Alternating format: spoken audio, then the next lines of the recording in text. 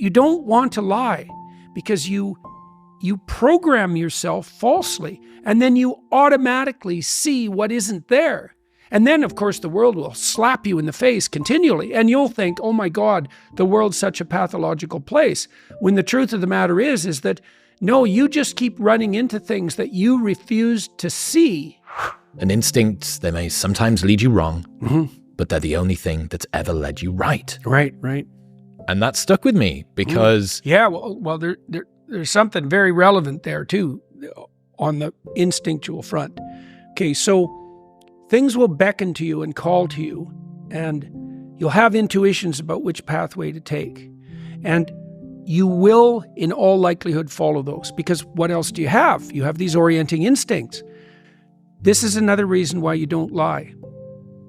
Because if you lie and you practice lying, you pathologize your instincts. And then your intuitions lead you wrong. And so there's a sin that's laid out in the Gospels. It's the sin against the Holy Ghost. And it's unforgivable. And people have been debating for like 2,000 years about what this particular sin is. But it's something like the pathologization of the instincts that orient you. Like if you sacrifice your relationship to the truth, you warp your vision. And then you can't see. And then one day it'll be dark and there'll be sharp things in the fog in front of you. And you'll wander right into them because you've pathologized your own vision. Yeah. You don't want to lie because you program yourself falsely, and then you automatically see what isn't there. And then, of course, the world will slap you in the face continually, and you'll think, oh my God, the world's such a pathological place. When the truth of the matter is that, no, you just keep running into things that you refuse to see. And then you think, well, the world's made of nothing but obstacles. It's like, well, you put the obstacles in your own path, and you did that by developing these complex, self-serving delusions, a story that you tell other people about who you are that isn't true. You're trying to lay out a map that bears no relationship to reality, and you keep wondering why you wander off the path and into a pit. It's like, well, how could it be otherwise? See, if you really understand this, people have commented to me many times about my bravery, and I don't like that. It's not right.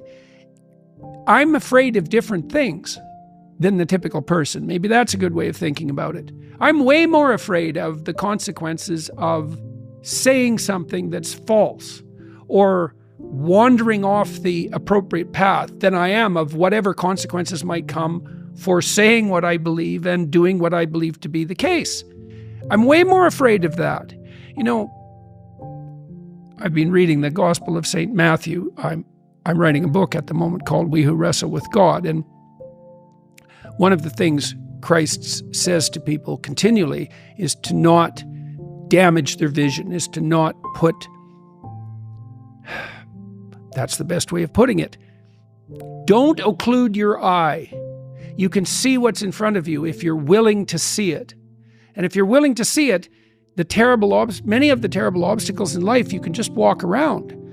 But if you blind yourself purposefully to follow your own narrow, self-serving delusion, you're going to run into terrible things and terrible people and the terrible part of your own soul all the time.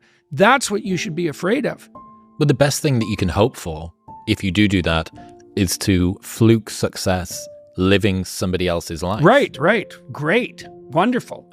Yeah, exactly. You get to be a successful fraud. I remember this documentary about Ron Jeremy. I think they called him the Hedgehog. He was this famous porn star. I've seen a music video with him in, yeah. Yeah, okay. Not one of the world's most attractive people physically. And, you know, he lived in this very interesting world. He lived in this world. He was stopped constantly on the street by people who thought Ron Jeremy was a hero. Right, so he was in hell because the people who admired him were the people who admired... He was surrounded by the people who thought that he was an avatar of success, right? And so he got what he wanted, I suppose. He had easy access to easy women.